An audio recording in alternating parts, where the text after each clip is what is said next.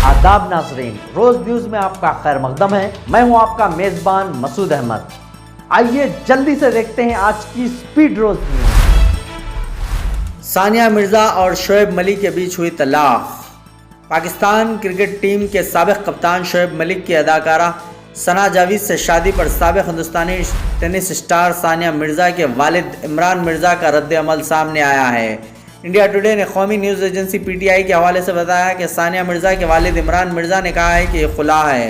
इन्होंने मज़ीद कहा कि खुला से मुराद एक मुसलमान औरत को अपने शौहर को एक तरफा तौर पर तलाक देने का हक़ है।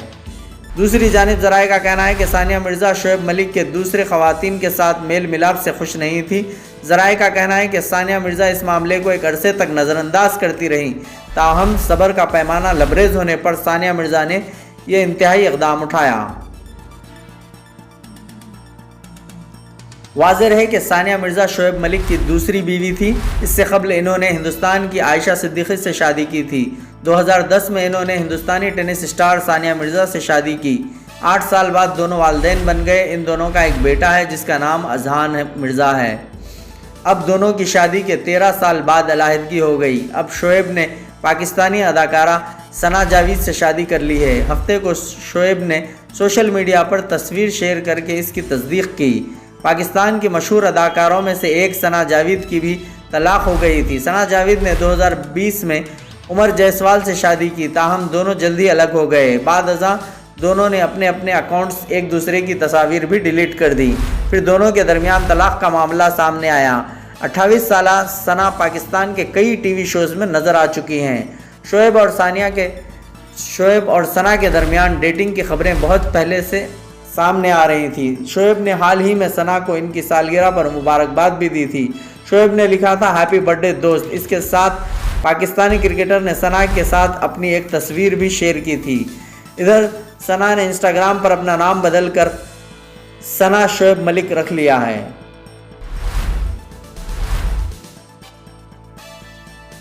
धरानी पोर्टल की खामियों का गहराई से जायजा लेने का अमल जारी। कौमी नायब सदर किसान सेल एम कोदंडा रेड्डी ने कहा है कि धरानी पोर्टल की खामियों से मुताल्लिक़ तश्कील दी गई तहक़ीक़ाती कमेटी गहराई से तमाम उमूर का जायज़ा ले रही है। इसके बाद ही कमेटी अपनी रिपोर्ट हुकूमत को पेश करेगी और धरानी पोर्टल की खामियों और बदगुमानियों को दूर करने के लिए कम से कम 1 साल का वक्त दरकार होगा। एम कोदंडा रेड्डी, जो तहक़ीक़ाती कमेटी के चेयरमैन हैं, आज गांधी भवन में प्रेस कॉन्फ्रेंस से खिताब कर रहे थे।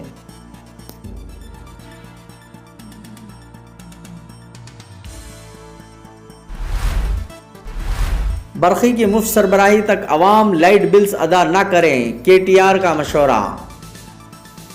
बीआरएस के कारगुजार सदर केटीआर ने हफ्ते के रोज़ तेलंगाना अवाम से कहा है कि वो इस वक्त तक बरखी बिल्स अदा न करें जब तक कि कांग्रेस हुकूमत इंतखाबी वादे के मुताबिक तमाम घरेलू सारिफिन को बरखी मुफ्त सरबराह नहीं करती। उन्होंने चीफ मिनिस्टर रेवंत रेड्डी के उन अल्फाज को दोहराया जिसमें रेवंत रेड्डी ने इंतखाबी मुहिम के दौरान ये कहा था कि कांग्रेस के बरसर इक़्तिदार आने के बाद कांग्रेस की साबिक़ सदर सोनिया गांधी बरखी बिल्स अदा करेंगी। अगर अहदेदार बरखी बिल्स की अदायगी के बारे में कहें तो इन अहदेदारों को रेवंत रेड्डी का ये वीडियो दिखाएं।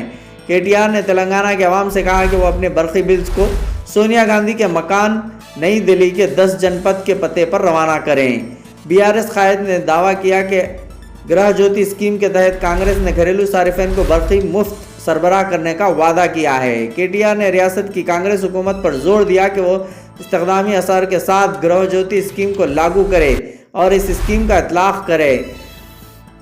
इन्होंने कांग्रेस हुकूमत से महालक्ष्मी स्कीम के तहत रियासत की ख़वातीन में फौरी तौर पर फ़ीकस 2500 रुपये तकसीम करने को भी कहा।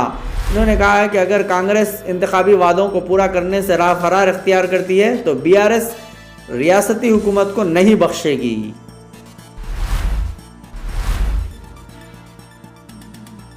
तेलंगाना में इलेक्ट्रिक व्हीकल चार्जिंग स्टेशन कायम किए जाएं, डिप्टी चीफ मिनिस्टर का बयान।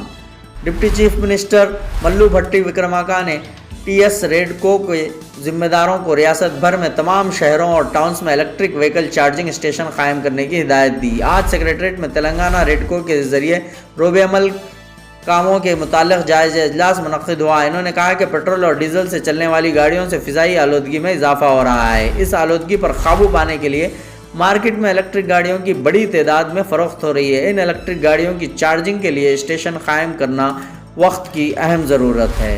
آج کی اسپیڈ روز نیوز میں بس اتنا ہی، ملتے ہیں اگلی نیوز میں۔